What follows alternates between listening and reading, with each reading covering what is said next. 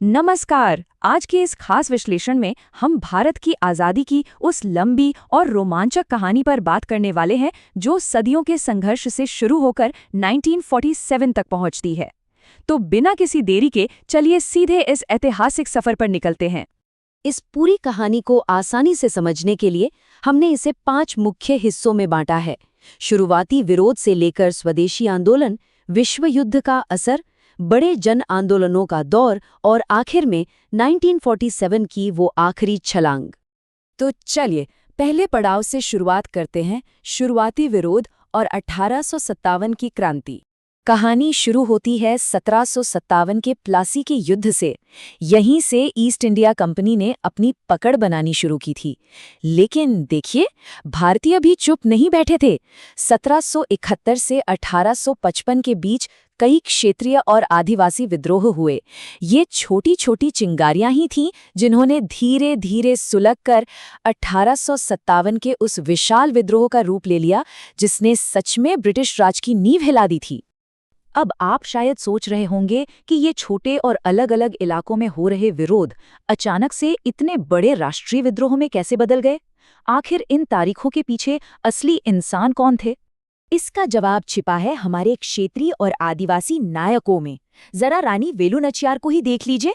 इन्होंने बहुत पहले उड़ैयाल नाम से महिलाओं की अपनी एक पूरी सेना तैयार कर ली थी। बिल्कुल अद्भुत। इसके अलावा बिरसा मुंडा का उलगुलान और बख्शी जगबंधु का पाइक विद्रोह, ये वो जमीनी लड़ाइयां थी जिन्होंने आम लोगों के दिलों में आज़ादी की असली आग जलाई थी। अब आते हैं दूसरे अहम पड़ाव पर, अर्थशास्त्र और स्वदेशी आंदोलन। 20वीं सदी की शुरुआत में चीजें बहुत तेजी से बदलने लगीं। 1885 में भारतीय राष्ट्रीय कांग्रेस के बनने से एक बड़ा राजनीतिक मंच मिला। लेकिन 1905 में जब बंगाल का विभाजन हुआ तो पूरे देश में जैसे भूचाल आ गया। और इसी उथल-पुथल के बीच 1906 में मुस्लिम लीग की स्थापना हुई। मतलब अब राजनीतिक चेतना पूरी तरह से संगठित हो रही थी। लेकिन स्वदेशी आंदोलन आखिर भड़का क्यों?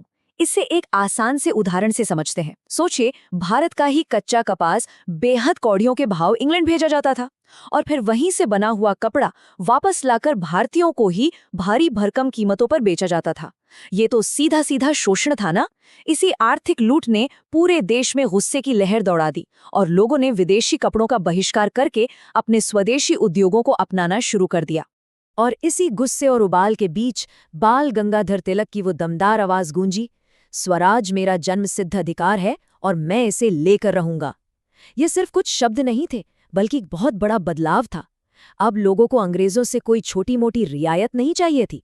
उन्हें अपना पूरा हक, अपना पूर्ण स्वराज्य चाहिए था। चलिए अब बढ़ते हैं अपने तीसरे हिस्से की तरफ, प्रथम विश्व युद्ध और राष्ट्रवाद। 1914 में जब पहला विश्व युद्ध शुरू हुआ तो भारत ने ब्रिटेन की बहुत मदद की, चाहे वो सेना हो या पैसा। 1915 में महात्मा गांधी भी भारत लौट आए थे। सबको लगा कि इस मदद के बदले अंग्रेज कुछ तो राजनीतिक छूट देंगे, लेकिन मिला क्या?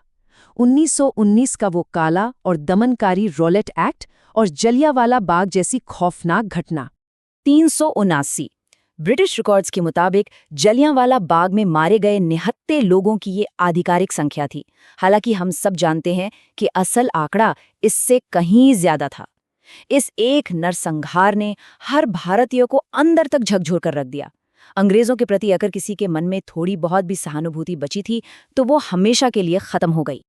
लेकिन कहते हैं ना, सबसे गहरे अंधेरे में ही सबसे चमकीले सितारे उभरते हैं। इस दौर में महिलाओं ने जिस तरह से मोर्चा संभाला वो सच में बेमिसाल है।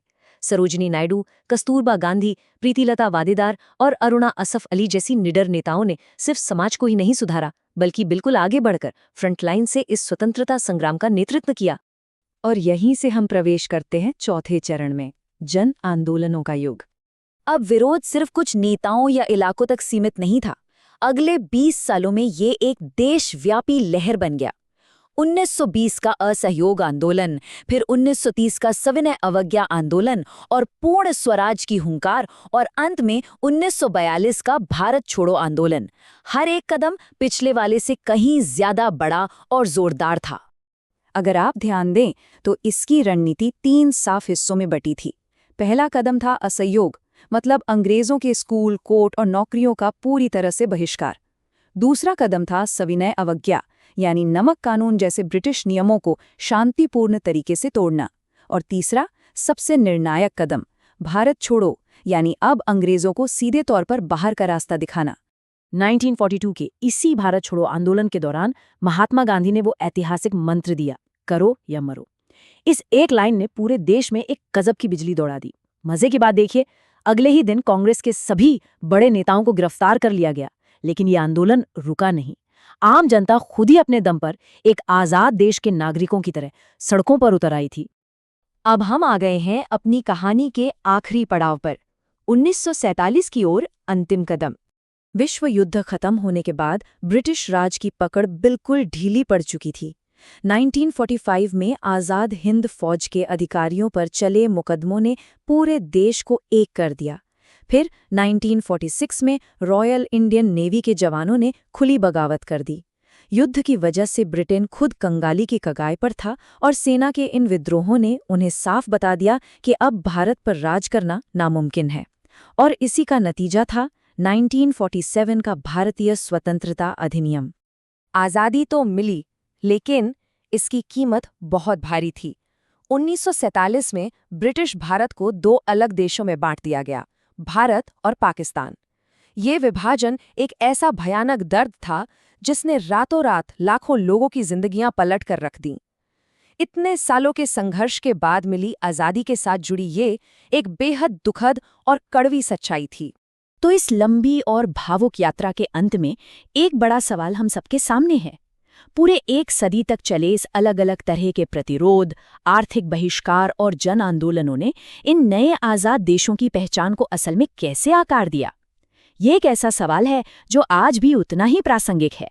मुझे उम्मीद है कि इस विश्लेषण ने आपको इतिहास के इन पन्नों को एक नए नज़रिए से देखने में मदद की होगी।